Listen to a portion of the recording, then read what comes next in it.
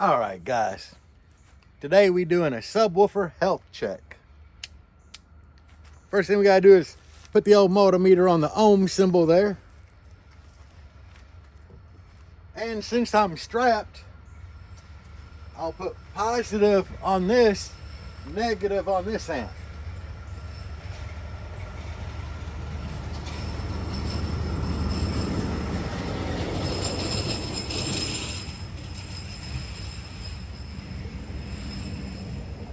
And we're at 0.8.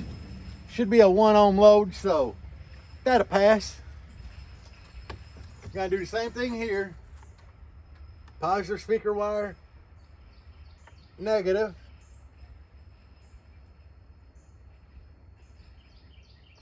And we're at 1.2. That's a little variance for real, but I'd say all is good. Multimeter, very, very, very useful tool to have, guys. But when you do this, make sure your windows are up, because any outside sound, vibration that could move the subwoofer cone is gonna throw your reading off. Oh, I love that pop.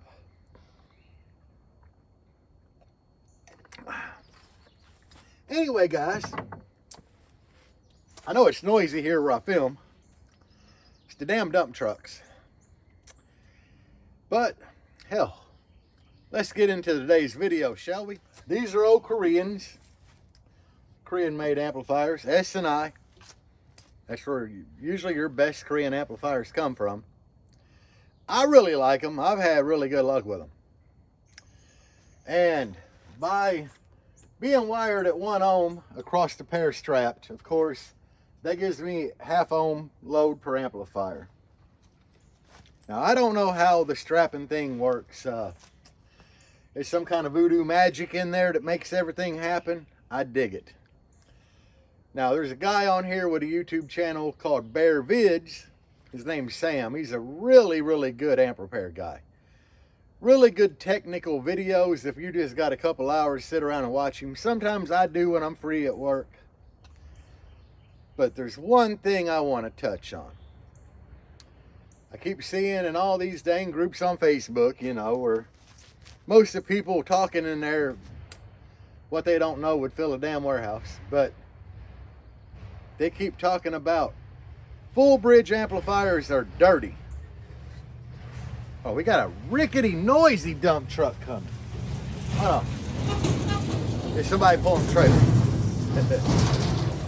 Noisy trailer. But anyway, you know, they say that your full bridge amplifiers, such as like, you know, Banda, Powerus, Taramp, so on and so forth, are dirty.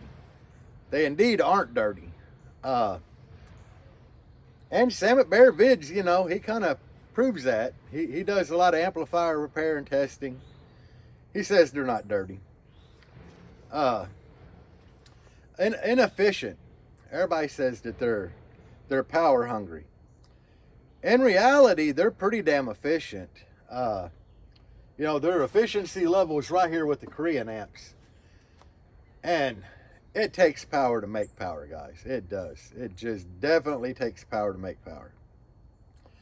Most of the people that are saying that your full bridge amps are power hungry are people that are relatively new in the car audio scene, and they've just seen that crap posted over and over again. And that's all they're doing, is just repeating what they've read, which is a big problem with the car audio groups, because nobody really knows a whole lot.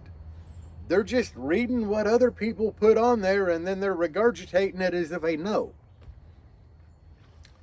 Now, some of the amplifiers are going to be lower quality, yes, but full bridge as a whole, they're actually like a really good amp design. And, you know, like JL Audio, they've been doing full bridge for a long time, and hell, their sound quality, you know.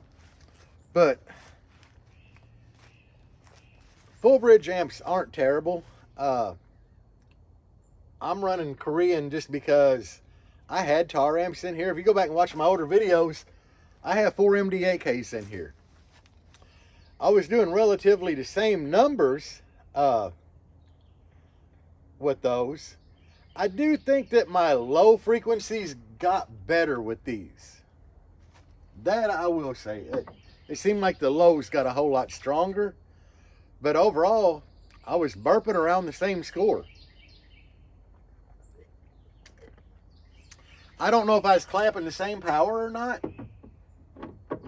I feel like I might have got a little more out of these when I wired them at half ohm, because I've gotten over 20K out of a pair of these.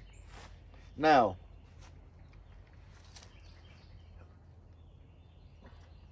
do I like these better than the full bridge? A little bit, but I'm still a Taramps fan. I mean, I still got the logo up here, but I think I did really well with the Taramps. And if you're running Taramps, don't let anybody bash you over it, because the new smart amps are killer. I mean, they're changing the whole game.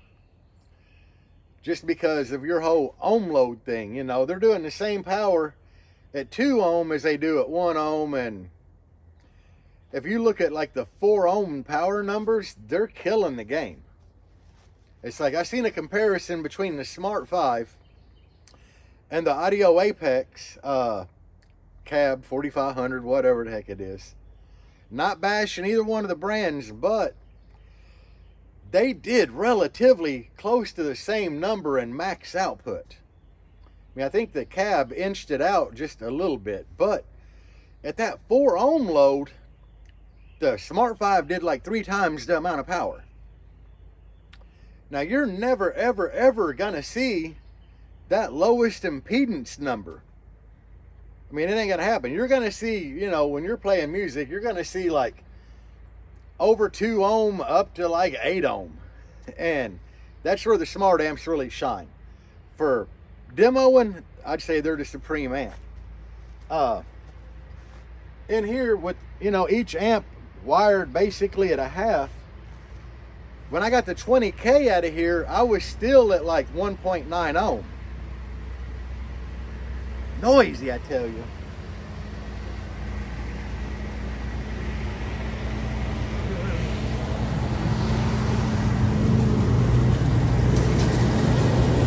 A lot of traffic. So I was at 1.9 ohm, which means that I was at like 0.99 or 97 or something per amplifier. So theoretically really close to 1 ohm per amp still. And that's with me wired that low, and that was on a burp. Most of the testing I did with my AMM1 on a pair of these amps, you know, I was at like the 3 ohm range. I stayed at 3 ohm, which would be 1.5 per amp. That's pretty good. That means my rise in here isn't super terrible, but it's still, you know, a couple time rise. In your system, Lord knows what your rise is going to be at, because you can have 2 identical enclosures in the same car with the same equipment. One's going to have different rise than the other. That's just how everything goes. But you're never going to get that 1 ohm that you're wired to. That's why a lot of us guys wire in the dirt, is because we want to get that power and we understand rise. And, you know, I've said it before. I ran 2 Taramps MD8Ks. I had each one wired at 0.3. And I know that Taramps protect when they see anything under 0.8 ohm. They'll protect from the ohm load. And even being there, I only protected like a couple times. And it was only certain songs, certain frequencies, you know, that dropped in really hard. It would cause me to protect. They didn't protect when I was doing demo Dominator runs. They didn't protect when I was burping. Only certain songs, certain frequencies would actually cause them to go into protect. So that'll tell you, even though I was wired at 0.3, very seldom did they ever see, you know, anything under 0.8. I'm not telling y'all to like wire your amps down, but the majority of you guys, if you got good electrical, you'll be able to wire your amps down and get away with it, and you shouldn't have any problem if you got good electrical. Not saying you should. I'm not, hey, disclaimer, I'm not responsible for you blowing your stuff up. But I'm just saying the majority of you guys could do it, get away with it all day. Just because of the whole impedance rise thing. God, I picked a noisy place.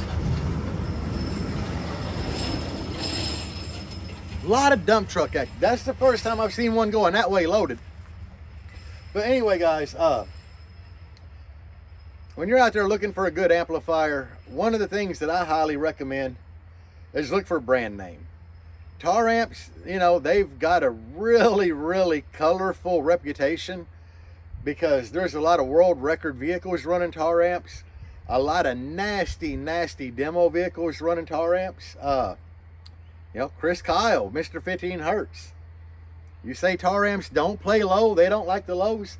That man's name is Mr. 15 Hertz. That's his nickname. Because I don't really think he plays a whole lot above 15 Hertz. And he's running Taramps, and he's got one of the nastiest demo builds out there. So, you know, there's a lot of cheap brand name amps that I would kind of like look past. Stetson. Man, I have never owned a Stetson personally.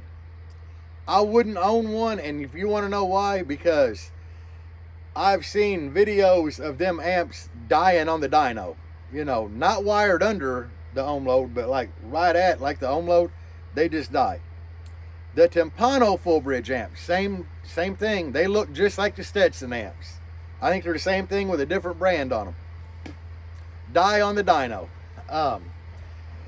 But Taramps, I mean, they've got a good enough reputation and a bad enough reputation. And I believe a lot of their bad reputation comes from people that are like, hey, I bought an 8,000 watt amp. Let's throw an old car battery in the trunk and run 4 gauge to it. That's happened. We've all seen it, you know. So, they got a bad rep from that. I have seen them amps blow what people set the gains. But I've seen that with good amps too, so. And you got to take the good with bad with everything on this. But don't be afraid to choose a full bridge amplifier just because of all the bad publicity you hear about it. Because at the end of the day, there's a lot of Korean design amps that are being made in China. Good God. Now this guy here, he's moving slow as hell.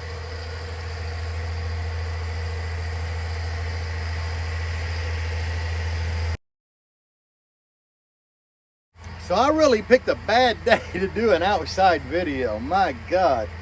But, guys, choosing a full bridge, I'd do it in a heartbeat just because a lot of the guys out there are going crazy over these budget priced made in China half bridge amplifiers. I mean, that's just the way it is. So would I choose a Brazilian or a full bridge amp over one of these made in China half bridge design Koreans? Probably. It would definitely come down to the ohm load that I plan on running, you know. I ain't gonna run any of them at 1 ohm. I run everything under because I like to fight rise, but I don't care, you know. If I'm gonna show, I've had people try to bash me before when I was running the Taramps, and you know, some of the people that were bashing me, I were 10 dB louder than them. It's like, how you gonna bash somebody for the brand that they run when they're 10 dB louder than you? That happened to me a lot when I was running Taramps, you know. I mean, I was running Taramps and louder than some people that were running, you know, the high-end Sundown Salt amplifiers that, hell, for the 2 Salt amps they had, I could have bought 10 MD8Ks or 12, you know. It all comes down to understanding what you're running, understanding its capabilities and what it can do. And like I said, I don't really recommend for anybody to run, you know, their amp at a half ohm or under, but I'd say that the majority of you can do it if you got good enough electrical to do it. As far as the sound quality, y'all need to go watch Bear Vids. That's the YouTube channel. And he's got a video that was done like in the past year. But he does have a video talking about full bridge amplifiers. I urge each one of y'all to go watch that. because it is a really good learning experience when he starts explaining why the sound quality on them isn't bad, and it's right there with Korean amongst the other things and how they work and everything. Really good learning experience, guys. But it's getting really noisy here, so I'm gonna get the hell off of here. Peace out. Another dump truck. Peace out, guys, and bass on.